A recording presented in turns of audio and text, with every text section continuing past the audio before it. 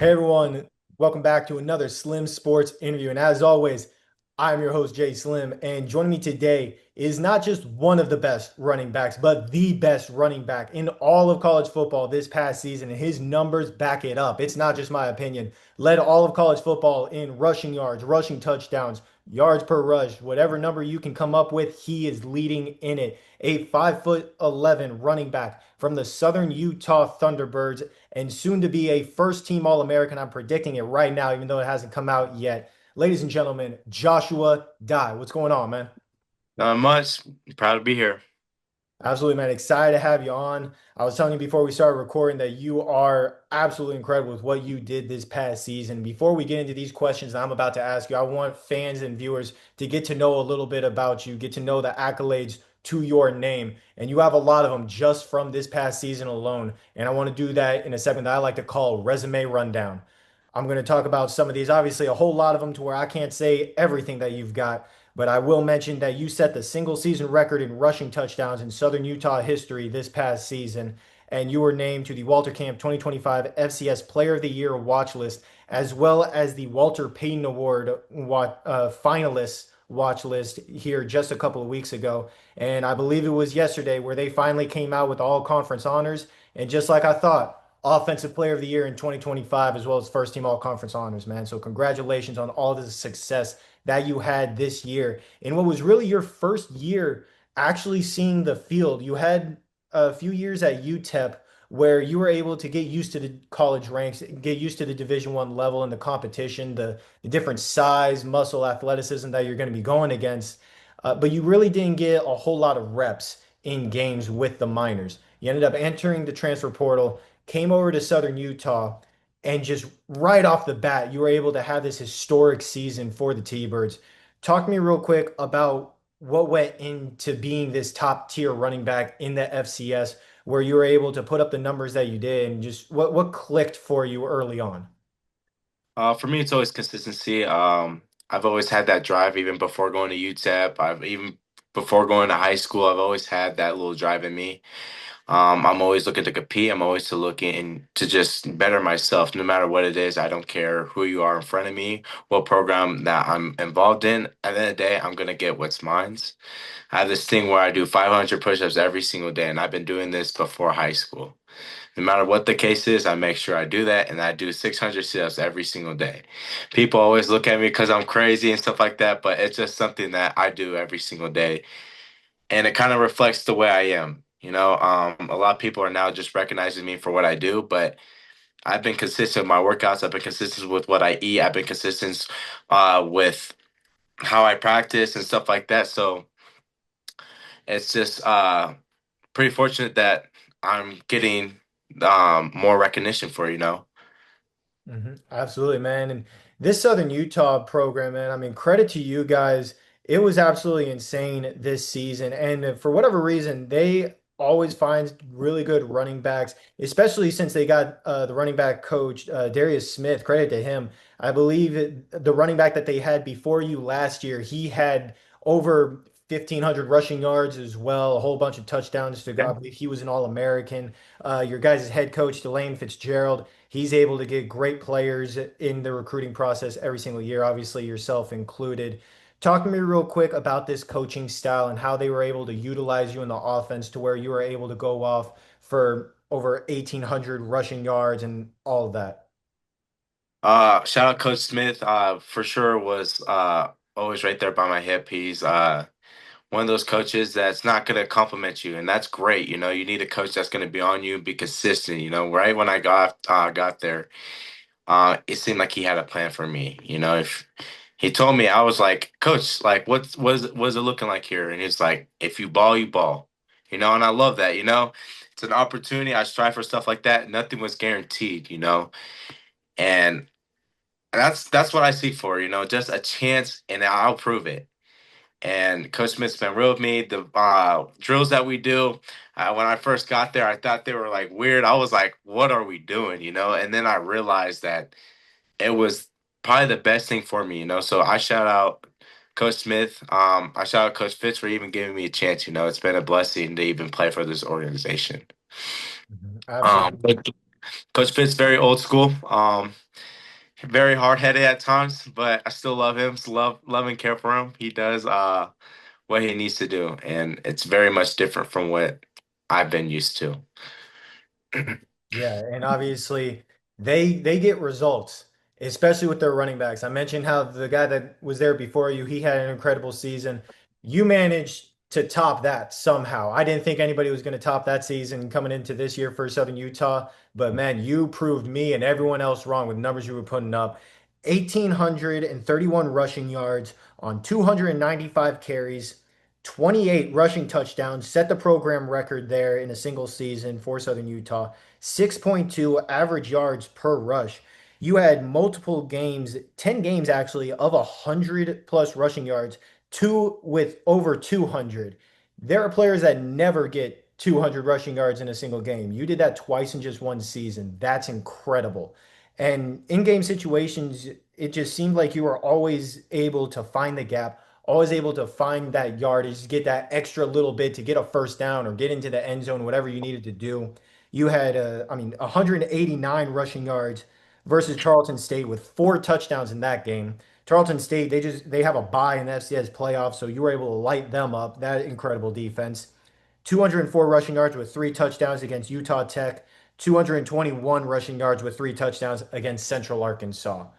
What was it when it came to what you were able to do on the field? I know you mentioned those drills where at first they confused you, but then you kind of saw how it affected you on the field. How did that really open up your mindset, open up that vision to where you were able to just slice through that line of scrimmage and get past the defense all the way into the end zone whenever you wanted?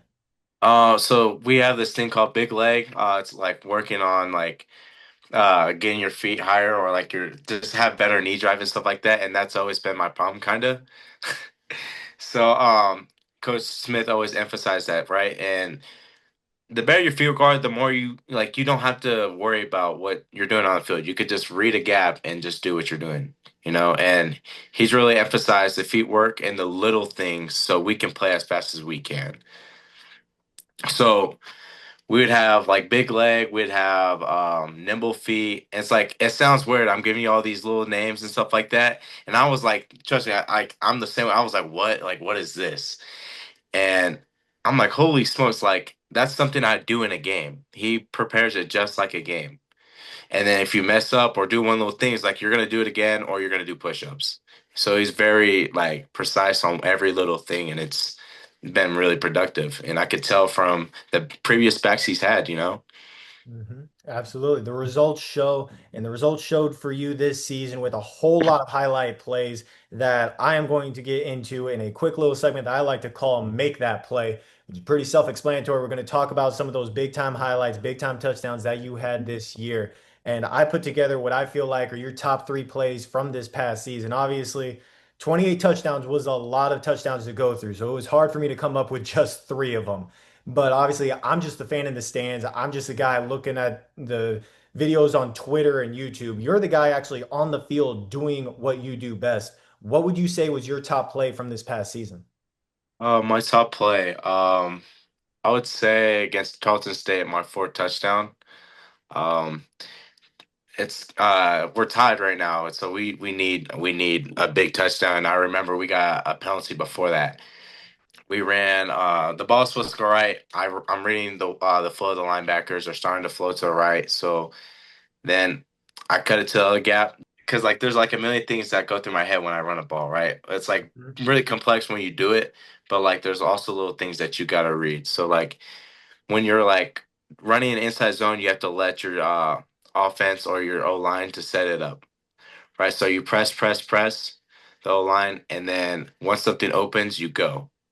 So then I'm pressing. I see the flow of the linebackers, and then I see something open up, so I hit it right away.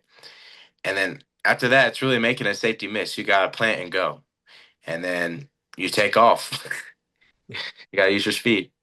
There you go. Oh, and that speed came in use for you a lot throughout this season. I did not realize running backs could be that fast. You set the standard there in the FCS ranks for sure. And I want to talk about some of these plays that Tarleton State one was on my list there for a while. I will be honest, because just the situation going against, I believe they were top 10 in the country at the time.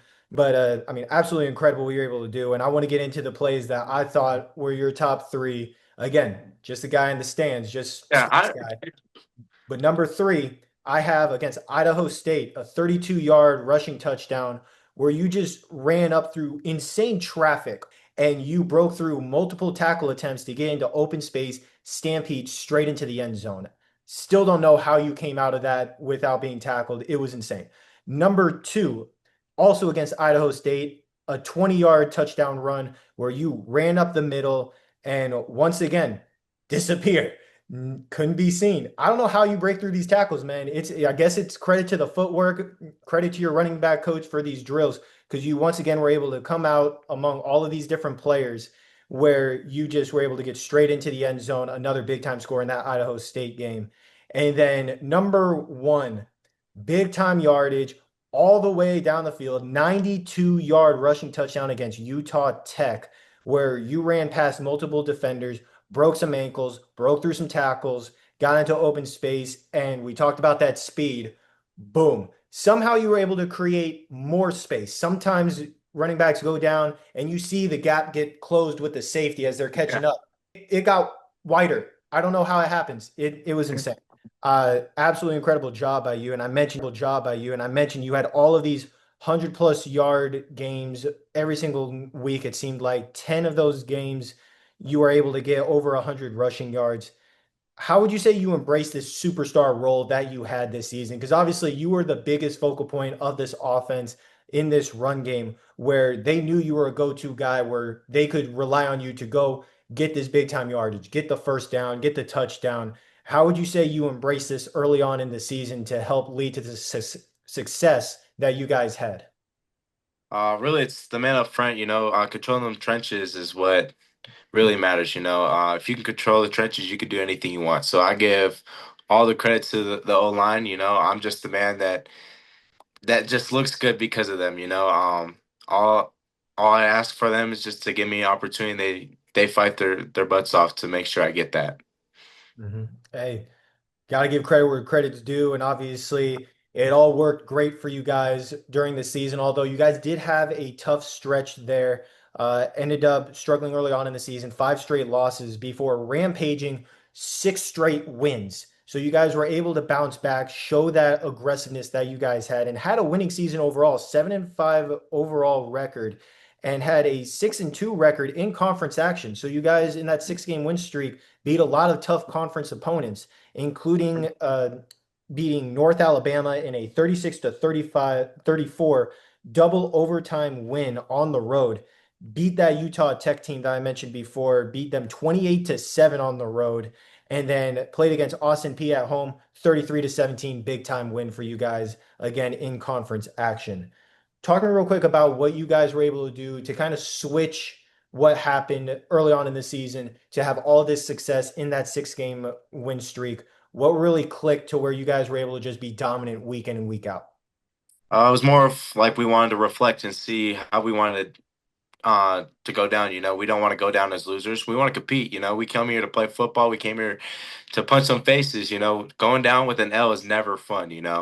So we took a big reflection and we're like, okay, let's swallow those L's and let's start turning them to W's. We had the potential to do anything we wanted, and you could tell if we started winning 6 games straight. It's really hard to win a college football game, Hmm. and we were able to do it 6 times straight. So it was more of a mindset than anything, and we just had to turn it on. Absolutely, man. I mean, you guys ended up finishing third in the conference, I believe, in those conference standings. And obviously, you lose five straight. You don't expect to finish that high and when, from the outside looking in. And you guys were able to climb up those standings and really have a consideration as one of the top teams in that conference. Obviously, a very tough conference overall.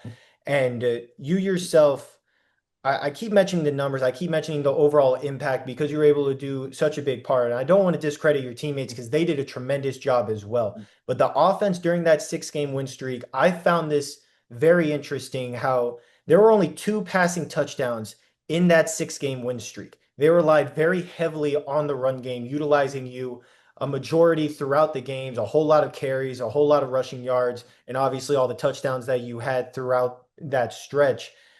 How would you say your contribution in that run game led to the overall success that you guys had, even when the play wasn't called for you?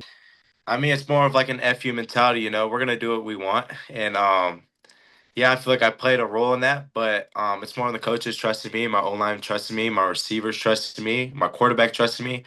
And it sets a lot of things up. Yeah, it turns out that we did only had two touchdowns out of the six game win streak, but that's just how it is, when I end up getting the good side of the stick, and things went my way.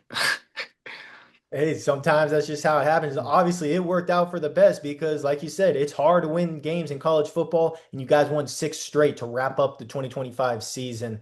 And you ended up being named to all of these different watch lists, all of these different finalist awards. I mentioned the Walter Payton Award that you're a finalist for right now. You ended up getting the Offensive Player of the Year award in your conference, rightfully so. Absolutely historic season, like I keep mentioning. How does this set the tone for next year and the rest of your collegiate career to where it helps motivate you to continue to find success? What would you say is the next step for you as well, besides just how it's setting the tone? It's a spark for sure, but for me, I'm still unsatisfied. Yeah, a lot of people find these numbers really satisfying, but for me, it's just numbers. I don't look at them. I don't. You probably know more about the numbers more than that. I don't look at stuff like that. At the end of the day, I'm looking at how am I going to get better? How am I going to get my teammates better? How am I going to get my twin brother better? That's the stuff I look forward to. And at the end of the day, if we can get a dub, we get a dub. I love to win, and I'll do anything for a dub. Oh, absolutely. And you are right. I am a big stats guy. That's what I do for my job, for my career. So I look at the numbers for a living and I get paid to do it. Love the money I make with it. And you are going to be making money, no doubt, playing professional football one day after you get done having a historic college career. Because I'm sure you're going to put up even more of these big time numbers going into next year.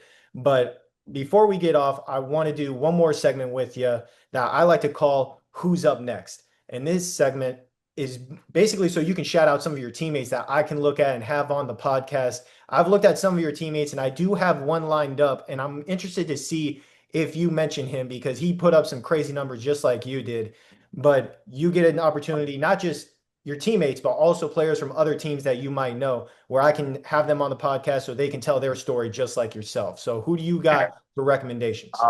So for our team, I'm gonna say for sure, I think you should do Ed Riley. Ed Riley is a great person to talk to. He's a great competitor. He he's just a great person in general. And I think I already know who your guest is gonna be. It's gonna be Lando Brown. Yeah. Yeah, I knew for sure it's gonna be Lando Brown. He's a dog. He works his butt off. For the size that he has, you wouldn't think that he would be able to do what he does, and he finds a way every single time. He's not only a competitor on the field, but also in the weight room. He squats a lot of weight. He does not joke about that. He works his butt off. Yeah, And he's insane. and same with Ed. Like you would look at him and you would think he's not gonna do what he does, but he does. Like he's crazy. He's got that little switch to him, and it's that side that you don't want to mess with. Have you ever seen The Blind Side? Yes, I So have. Ed reminds me just like him, Michael. He's just like him. The way that he acts and does things, he has that protective instinct in him, and it's definitely on like 98%. He's very loyal. He's very true to his people, and I love it. Being able to run behind that has been a blessing. And just even being family with him. He's more than welcome to always come to me, and I just know that I'm always able to go to him. Now let me think for like my shout out like outside of our team. Also like I'll always shout out my brother too. Shout out my twin brother Josiah. I don't know if you know about him, but that's my little rock. I always compete with him. He's why I'm here today. Wouldn't be able to do what I do without him for sure. Who else? Does it have to be in our conference or just like in general? It Like, can be wherever. okay, let me think. This is hard. I have to. That's caught me off guard because like I don't just be thinking about other teammates or yeah, even past teammates. Shout out Tyrone McDuffie. Okay, he was my former teammate at UTEP. He works his butt off too. He's one of my big O linemen too. As you could tell, I really enjoy being with my linemen. I always give credit to them when credit's due. Um, yeah. Shout out Tyrone. Hey, there you go, man. That great names. I'm definitely going to be taking a look at all of them to have on this podcast. I actually have Lando Brown. He's going to be on tomorrow. I'm going to do an interview with him.